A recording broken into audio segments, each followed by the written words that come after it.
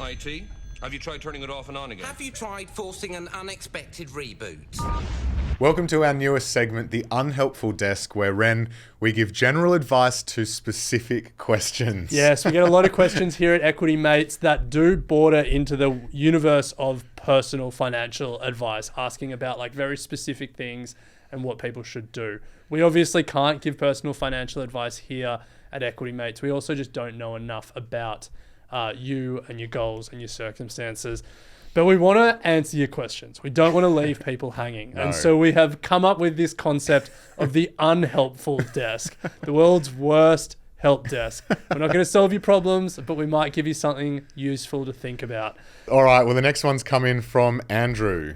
Hi guys, I've got a question about what's the minimum dollar amount you believe you would need to invest each week, month, time period.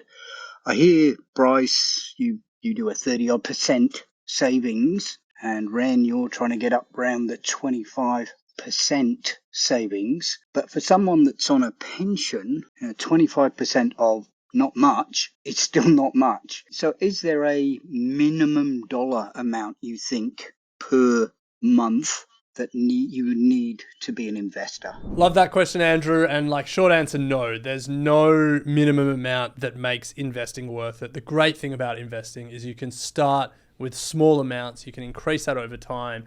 But whatever you invest over the long term is you're really just preserving your purchasing power today so you can purchase more in the future. Yeah. And what is then enough to invest is really dependent on the goals that you have and the time horizon you have to get there.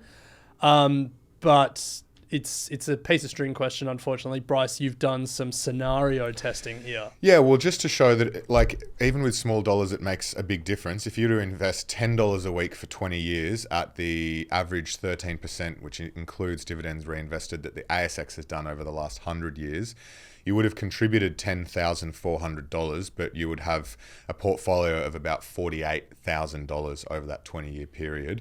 If you just doubled that investment to $20 a year for 20 years... $20 a week? Sorry, $20 a week for 20 years, you'd be investing $20,800, but you'd have a portfolio of almost $100,000.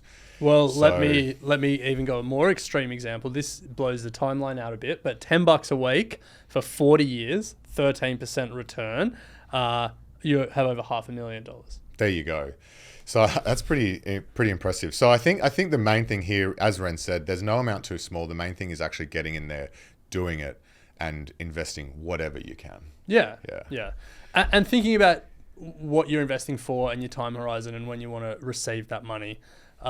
Again, it's all we can do in the Unhelpful Desk. Yes. So we got one more question to close it out for our first edition of the Unhelpful Desk.